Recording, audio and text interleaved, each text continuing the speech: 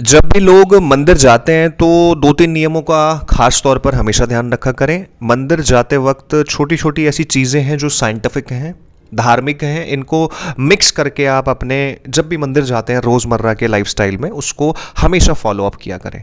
मंदिर जब भी जाते हैं तो एक चीज़ का खास तौर पर ध्यान रखें कि खाली हाथ जाने की जो ये परंपरा कह सकते हैं ये लोगों का एक जो फैशन का तरीका बन गया है कि यूं ही जा करके, आप ध्यान रखें इसको साइंस क्या कहता है, इसको इसको विज्ञान क्या कहता है, किस एंगल से कहता है। अगर आप मंदिर जाते हैं और मंदिर आप खाली हाथ जाते हैं तो आप समझ लीजिए ना कि मंदिर के अंदर जो मूर्तियां हैं, शुरुआत करते हैं मूर्तियों से। I am talking about the energy level of मूर्ति। जो मूर्ति है वो कोई कहीं से ला करके मंदिर में फिक्स करके रख दी और वो बिल्कुल काम खत्म हो गया, ऐसा तो नहीं होता। मंदिर में जो भी मूर्ति होती है वो प्राण प्रतिष्ठित होती है, दैट मीन्स अभिमंत्रित की जाती है। कोई भी जो मूर्ति है वो मंदिर आने के बाद में 7 दिनों तक उसको एक मंत्रों से रेगुलर टाइम पर 7 या 8 दिनों में उसको अभिमंत्रित किया जाता है, एनर्जाइज किया जाता है, यानी उसके अंदर प्राण डाले जाते हैं। और जब किसी मूर्ति के अंदर प्राण आ जाते हैं तो उसको भूख भी लगती है, प्यास भी लगती है, उसको सर्दी भी लगती है, गर्मी भी लगती है, एज लाइक अस, हमारी तरह उसके अंदर सारी चीज़ों की अवेलेबिलिटी आ जाती है। ठीक है, तो जब भी आप मंदिर जाते हैं तो आपको लगता है कि ये मूर्तियां हैं, ये रखी हुई हैं और यहाँ माथा टेको, प्रणाम करो, प्रार्थना करो। एक छोटा सा कॉमन सेंस है अगर हम यूज़ करना चाहें तो, और बच्चों को मैक्सिमम सिखाना चाहें तो। जब हम जाते हैं और ये एक्सपेक्ट करते हैं कि जो हम कह रहे हैं वो सुन रहा है या सुन रही है ना, जो माता है या जो शंकर भगवान, कोई भी ईश्वर है वो सुन रहा है, अगर हम ये एक्सपेक्ट करते हैं, जो कि साइंटिफिक है, उसकी जो एनर्जी लेवल है, किसी भी प्राण प्रतिष्ठित मूर्ति के अंदर वो वाइब्रेशंस होती हैं, वो ऊर्जा होती है जिससे वो सुनता भी है और वो रिएक्ट भी करता है, लेकिन वो सूक्ष्म रूप से रिएक्ट करता है ना, और हम हैं स्थूल। तो स्थूल और सूक्ष्म में इतना फर्क होता है कि कोई भी चीज़ जो हमें नहीं दिखाई देती लेकिन उसका आभास हो जाता है, दैट इज कॉल्ड सूक्ष्म।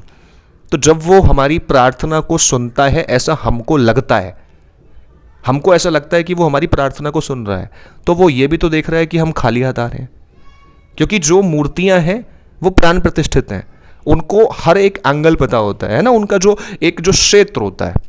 मान लीजिए कि आप किसी एक ऐसे रेंज में चले गए हैं जहां पर बेसमेंट है, वाईफाई का कनेक्शन नहीं आता, जैसे ही बेसमेंट से बाहर निकलोगे हल्का सा आपका मोबाइल नेटवर्क हो या वाईफाई हो आना शुरू कर देगा, है ना। तो बहुत सारी चीजें, तो इसी तरह से जो मंदिर का प्रांगण होता है, मंदिर का एरिया होता है, वो उन मूर्तियों की वजह से अभिमंत्रित हो जाता है।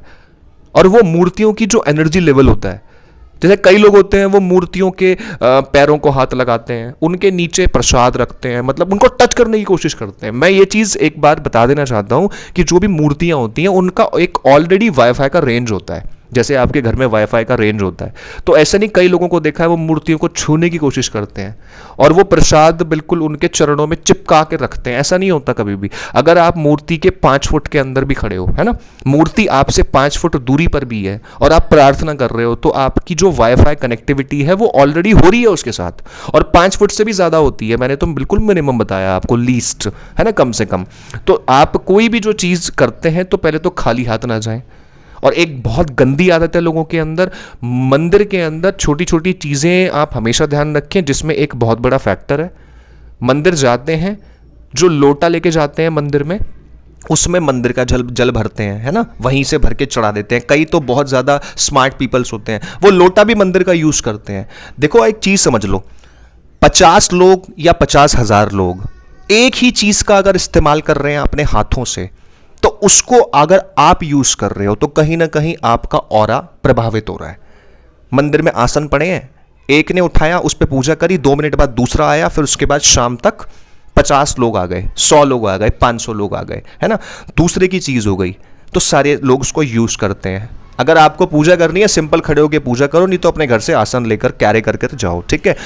मंदिर के अंदर क्या करते हैं कि जो पूजा की धूप होती है, जोत होती है, बहुत सारी ऐसी चीजें होती हैं जो मंदिर के अंदर रखी होती हैं, किसी ने रखवाई होती हैं या पुजारी ने रखी होती है, वट एवर, उससे आपका कोई लेना देना नहीं। आपको जो भी चीज यूज करनी है अपनी पर्सनल इंडिविजुअल लेकर के उसको जाओ और उसको यूज अप करो आप, ठीक है। तो ये कहीं ना कहीं आपका जो पर्सनल ऑरा है, जो इंडिविजुअल ऑरा है आपका, है ना, आभा मंडल है, वो अफेक्टेड नहीं होने देता, प्रभावित नहीं होने देता।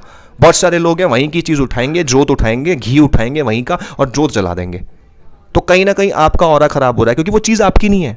अगर बात करूं मैं ज्योतिष की, if I am talking about astrology, तो ज्योतिष में जो चीज आपकी नहीं है उसका आप इस्तेमाल कर रहे हो तो आपका राहु खराब होता है। यहां पर एस्ट्रोलॉजी का भी एंगल आ गया है ना, और ये कहीं ना कहीं वास्तु का भी एंगल साबित होता है। तो इसका भी ध्यान रखें कि खाली हाथ ना जाए। आपको छोटा सा फ्लावर लेके जाना है वो लेके जाओ, जल लेके जाना है वो लेके जाओ, 1 रुपए का कॉइन लेके जाना है वो लेके जाओ, क्योंकि जो आपकी फेथ है उसी से आपको मिलना है, क्योंकि उसके अंदर प्राण है। जब वो आपकी प्रॉब्लम सुन सकता है तो वो ये भी देख सकता है कि आप लेकर के क्या आ रहे हो।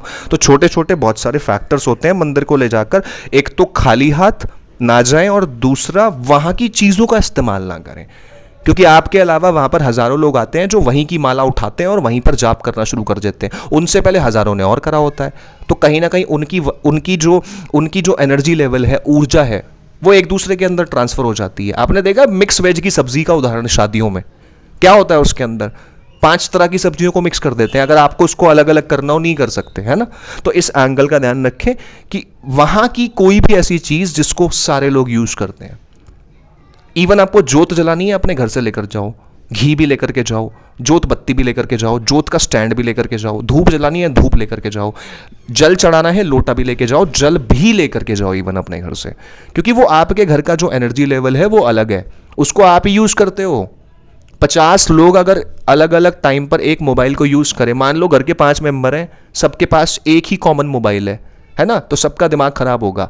अभी ये यूज कर रहा है, मेरे को कहां पर चीजें काम करना है, मुझे अपनी चीजें यहां सेव करनी है। तो इस एग्जांपल को आप समझ लो। तो वास्तु के एंगल का बहुत बड़ा रोल है इस चीज के अंदर, कि अगर हम दूसरों की चीजों को यूज कर रहे हैं, है ना, और कहीं ना कहीं उससे हमारा कहीं ऑरा तो खराब नहीं हो रहा, ऑरा इफेक्ट बहुत ज़्यादा होता है इन चीज़ों से। और साथ साथ खाली हाथ बिल्कुल ना जाएं, क्योंकि कहीं ना कहीं उसकी रेंज आपको कैच करती है। भगवान के अंदर एनर्जी लेवल होता है, क्योंकि मूर्तियां हैं प्राण प्रतिष्ठित, और प्राण प्रतिष्ठित मूर्ति जानती भी है आप क्या इच्छा लेके आए हो, आप क्या खाली हाथ आए हो, आपकी फेथ क्या है, आपकी फीलिंग्स क्या है, आपकी भावनाएं क्या है। This is Kumkumana Shri, wish you a very happy positive lifestyle. सभी को जय माता दी।